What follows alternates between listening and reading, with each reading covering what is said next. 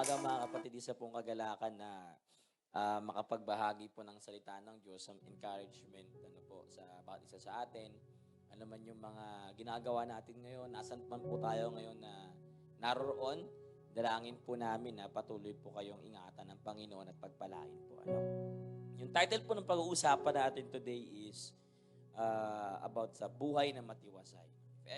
Whenever you hear pag sinabing buhay na matiwasay or isang buhay na may kakontento ka, ano yung mga bagay na pumapasok sa isipan po natin.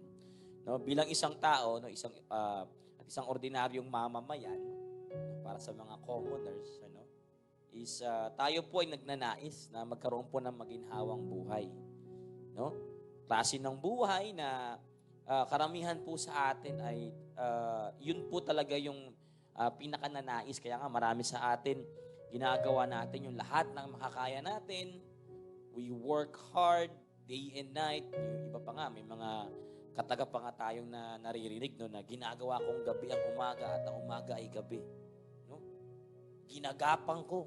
Grabe. Ginagapang ko ang kinabukasan mo. May mga ganong klase po ng mga bagay at ginagapang natin. No? We strive hard for the future of our family. And ano nga ba yung klase ng katiwasayan or contentment na buhay na binabagit ng Biblia, no? Let's open our Bible sa Proverbs chapter 19 verse 23. Babasahin ko po sa inyo yung sa ESV version. Sabi po dito sa Proverbs chapter 19 verse 23. The fear of the Lord leads to life. Again, I will repeat it once again. Sabi po dito, the fear of the Lord leads to life, and whoever has it rests satisfied. Now, before we start, mga kapatid, tayo po muna yung manalangin. Heavenly Father, papasalamat po kami sa araw na ito. Papasalamat po kami sa buhay na hiram po namin mula sa inyo at maging sa kalakasan, Panginoon, na inyo pong ipinuno sa aming katawang lupa. Salamat din, Panginoon, sa proteksyon ninyo sa buong magdamag na kami nahimbing. At salamat, Panginoon, for waking us up early upang simulan din, Panginoon, yung mga bagay na nais mong ipagawa sa amin sa araw na ito. We dedicate this hour to you, O God, and as we study your word, help us to understand what it truly means to be satisfied, Lord, in this life. This is our prayer in Jesus' name. Amen. So, kung babalikan po natin yung sinabi ni Pablo no, sa Philippians chapter 4, dinescribe po dito ni Pablo yung matatawag po nating sekreto ng isang bagay na may kakontentuhan. Sabi po sa scripture, basahin ko lang, Philippians chapter 4 verse 11 to 13. Sabi doon ni Pablo, not that I am speaking of being in need, for I have learned in whatever situation I am to be content. No? Sabi ni Pablo, sa lahat ng circumstances, sa lahat ng pagkakataon, sa lahat ng sitwasyon, natutunan ko ang maging makontento. Sabi diyan, I know how to be brought low, and I know how to be abound. In every circumstance, I have learned the secret of facing plenty and hunger, abundance and need. I can do all things through Him who strengthens me. Similarly, sabi din po sa Hebrew chapter 13 verse 5, no?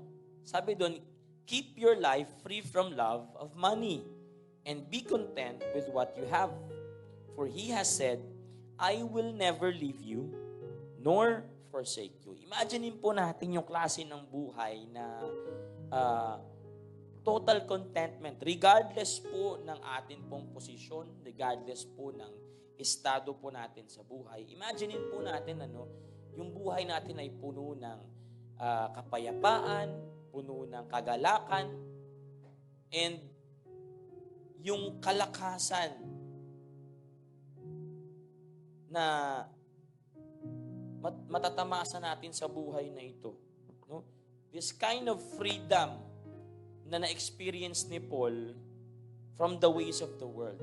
Okay? The question before us today, mga kapatid, is this.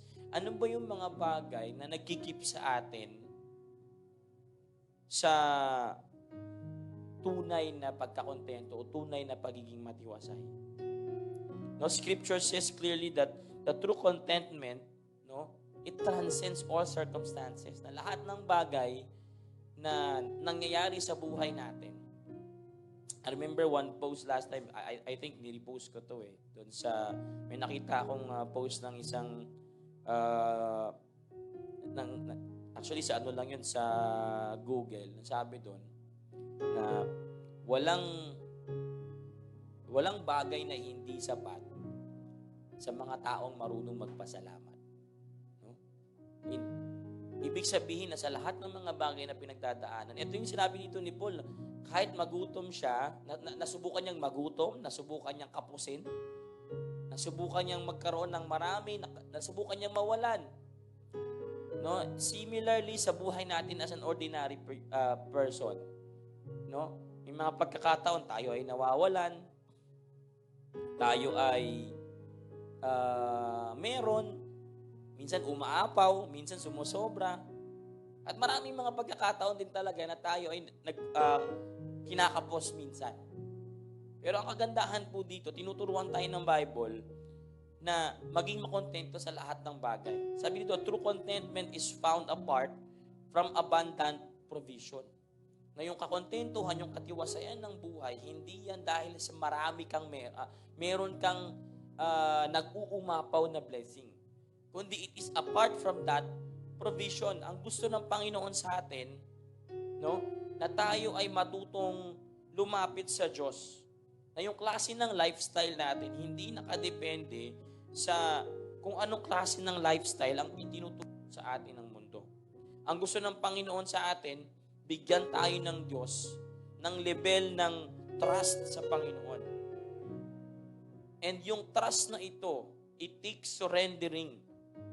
Yung sistema ng pagpapahalaga natin sa mga bagay-bagay.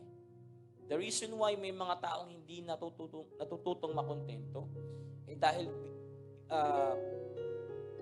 ibinabase nila yung kanilang kakontentuhan sa mga bagay dito sa mundo. Hindi sila nasasatisfy kapag wala sila nito, kapag wala sila niyan. Kaya nga karamihan sa atin, we are running after the things of this world. Kaya marami sa atin napapagod, marami sa atin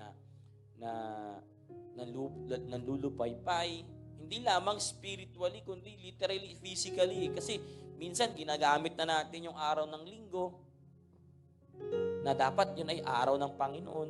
Ano? Why? Kasi walang kakontentuhan sa buhay. There's something in our heart, there's a space right there in our heart, na kung saan iniisip natin na yung mga bagay dito sa mundo ang makakapag-satisfy ng espasyo na yun. Where in fact, that space is literally for the Lord Himself. Sabi nga ng Biblia, siya lamang ay sapat na. The truth is, we consistently believe dun sa kasinungalingan na ang kontentuhan, ang pagiging matiwasay, ay mai-o-offer sa atin ng mundo. Naniniwala tayo minsan na yung mga binibili natin sa Shopee nagpapasaya sa atin, o kaya naman yung mga kaibigan natin na nagpapasaya sa atin, o kaya yung mga hobby na ginagawa natin, yan yung magbibigay sa atin ng total satisfaction. No?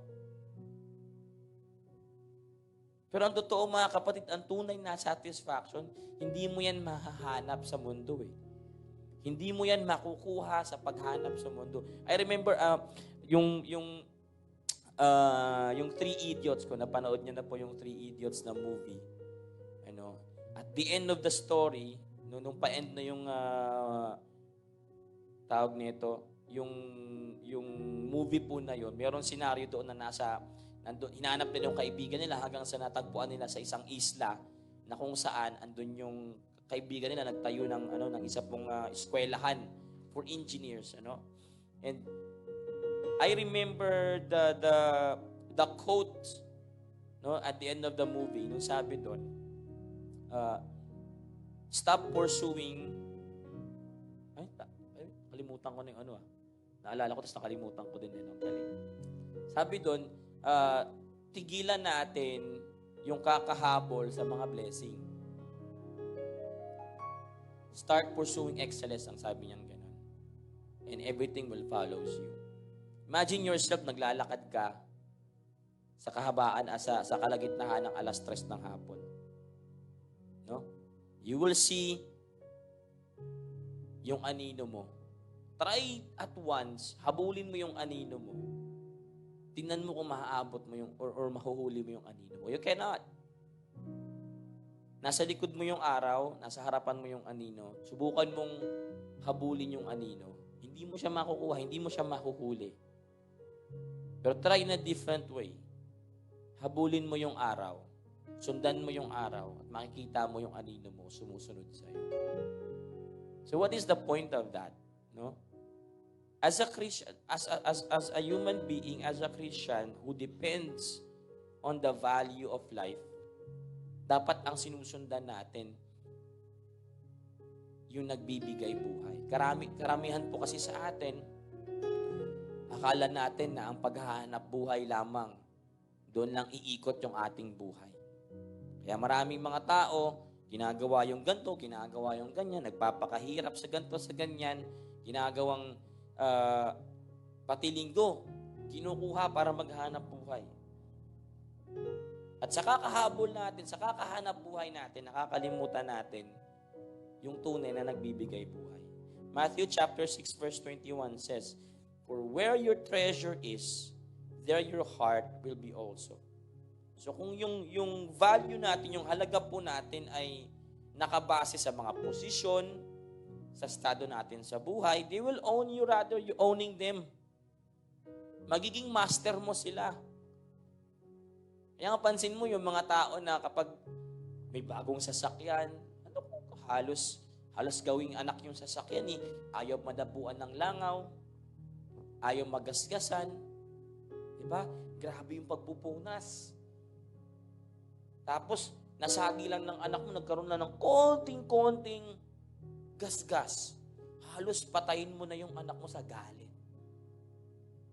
So, ganun po yung kapatid, kapag yung ating halaga, ibinabase natin sa mga posisyon natin sa buhay, hindi natin sila nagiging pagmamay-ari. Tayo ang nagiging pagmamay-ari ng mga bagay na ito. Kung minsan naman, mas pinipili natin yung opinyon ng ibang tao kaysa sa opinyon ng Diyos. Sa buhay natin, nagkukos din ito na hindi tayo masatisfy. Na kumbaga parang gusto natin maging in tayo sa lahat. Ayaw nating ma-out of place. Kaya karamihan sa atin naliligaw ng landas. Bakit? Pinipilit nating isiksik yung ating sarili sa mundo na kung saan akala nating magbibigay sa atin ng satisfaction. Ang ending, disappointment. Bakit? Kasi lagi nating iniisip kung anong sasabihin ng ibang tao tungkol sa atin. Hindi natin iniisip kung ano ba yung sasabihin ng Diyos tungkol sa iyo. There'll be no satisfaction in life kung lagi nating tinitingnan yung papuri ng iba. Kung lagi nating inaasam yung papuri ng iba. We should not let other people to give the kind of value sa buhay mo dahil ikaw pa lang mismo, ang Diyos na mismo ang nagbibigay ng halaga sa iyo. Kung sa ibang tao wala kang mang kwenta, wala kang mang halaga, sa Panginoon napaka-precious mo. To the point that He gave His one and only Son in exchange for your salvation. Napakahalaga mo, kapatid. That is the kind of satisfaction na kailangan natin. So, if you will find the courage to surrender yung mga possession mo, I'm not trying to say here, no, na kung ano mo meron kayo, ibenta mo lahat yan immediately, tapos pamigay mo. No, I'm trying to say that. I'm trying to say is, na sa kabila ng meron man tayo o wala man tayo, matuto tayong makontento. Kasi yung mga blessing na binibigay sa atin ng Panginoon, it's not ours. We are just stewards ng mga bagay na yan. Tayo lamang po ay tagapag-ingat. Hindi po tayo nagmamay-ari. Kaya nga po ang tawag sa mga bagay na yan ay ari-arian. Ang totoo, if you're going to pass away sa mundong ito, pag alis natin sa mundong ito, we can never bring them up in heaven. Kundi kung heaven ang punta natin, paano kung dun sa baba? No? So wala tayong madadala. That's why we need to learn to surrender. When we say surrender our possessions sa Panginoon, ibig sabihin, mga kapatid, huwag nating hayaan na yung mga bagay sa paligid natin, yung mga tao sa paligid natin ang magkontrol at magdikta ng ating buhay, ng ating satisfaction. Kundi hayaan natin ang Diyos na mag-build ng ating satisfaction. You will find wonderful strength and contentment that transcends this world and finds its source in God. Sa Panginoon lang. Sa Panginoon ka lang umasa, dahil ang Panginoon lamang ang makapagbibigay sa atin ng buhay na matiwasay. Let's all pray. Aming Diyos na makapangyarihan sa lahat, papasalamat po kami, Panginoon, sa oras na ito. Tunay nga, Panginoon, na walang anumang bagay ang kayang magpuno ng satisfaction sa amin pong buhay, kundi kayo po lamang. Panginoon, patawarin niyo po kami kung may mga pagkakataon na mas inuuna po namin yung mga bagay dito sa mundo kaysa, Panginoon, sa mga bagay na patungkol sa iyo. Help us, Lord, na patuloy na makontento sa mga bagay na meron kami. Kagaya, Panginoon, ni Apostol Pablo, kung saan, Panginoon, meron man o wala, sapat man or kulang, natuto pa rin po siyang makontento. Nawa, Panginoon, ganun din po ang mangyari sa amin. Ano man, Panginoon, ang pagdaanan namin, ano man, Panginoon, yung mga blessing na matanggap namin, matuto pa rin kami, Panginoon, makontento. At wag po namin, nawa, na ikumpara yung aming buhay sa iba. Matuto kami, Panginoon, na magpasalamat sa lahat ng mga pinagdadaanan namin, sa lahat ng mga natatanggap namin, meron man o wala, Panginoon. Tulungan nyo kami, turuan nyo kami na matuto, Panginoon, na dumipende sa inyo. Na siya nagbibigay sa amin, Panginoon, ng tunay na satisfaction. Maraming salamat, O Diyos, sa inyo po ang kapurihan at pasasalamat sa tanging pangalan na aming Panginoong si Jesus.